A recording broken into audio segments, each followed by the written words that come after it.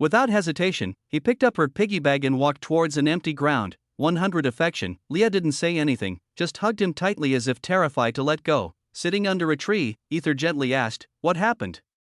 His voice was soft and tender, filled with concern. Leah hesitated, unsure whether to share her ordeal.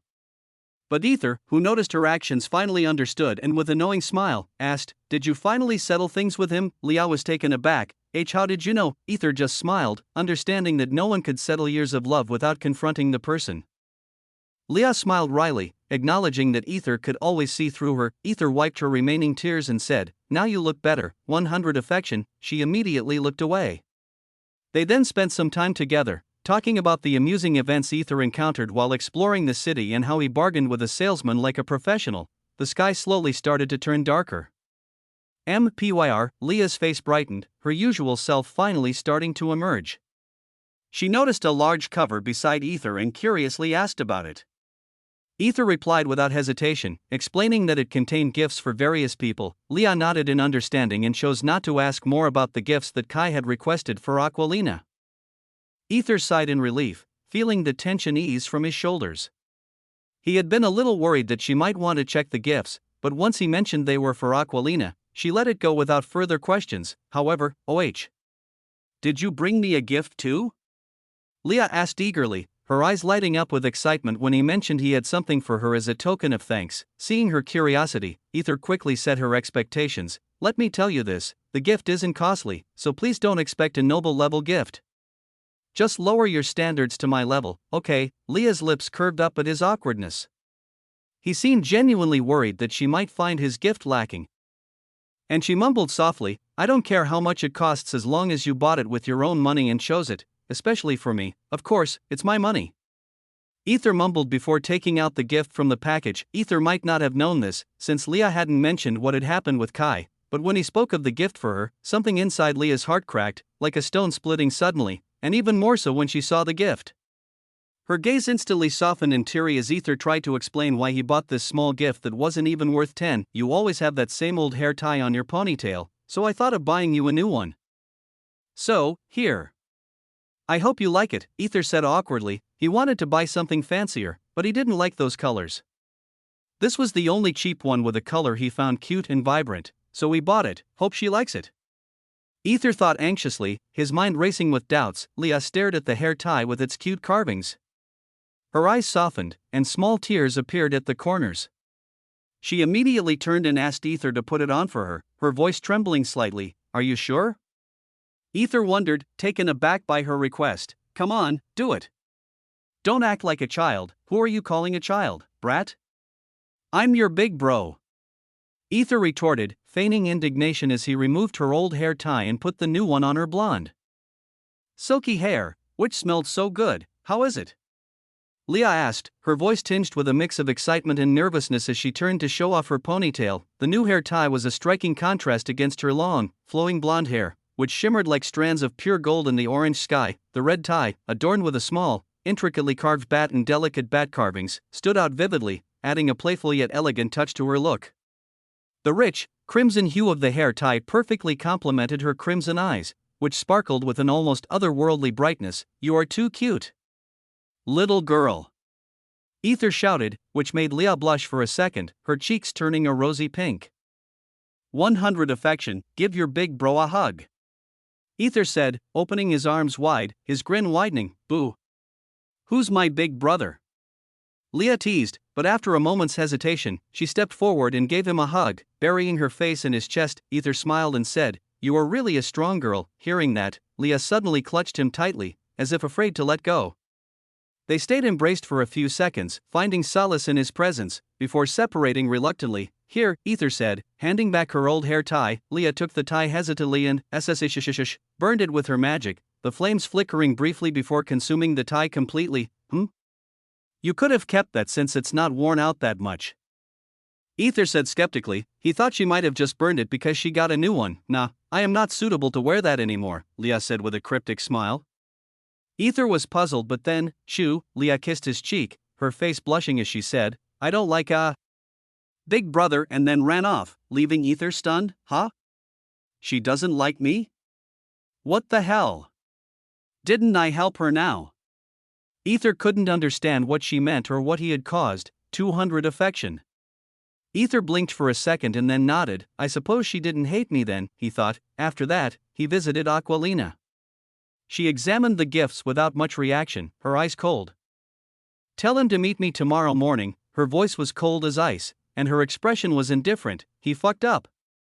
Aether thought with hidden a sly smile. Chapter 174, Worst Gifts. The very next morning, Kai felt a surge of happiness when he heard that Princess Aquilina had called for him. I suppose the surprise gift worked really well, he thought with a smile.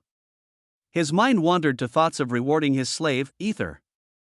Well, not exactly a reward in the traditional sense, since Aether was a slave, and technically, Kai was not obligated to give him anything beyond the essentials: clothes, food, and shelter, and since the academy provided free clothes, free food, and free shelter, Aether didn't have to worry about those basic needs. Yet, Kai wished to show his appreciation in some way. When he arrived at the designated meeting spot, he was taken aback to see Aquilina already there.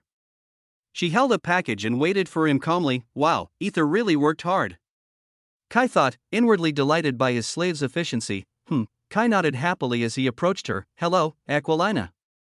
Did I make you wait? His heart bubbled with joy as he stopped calling her princess.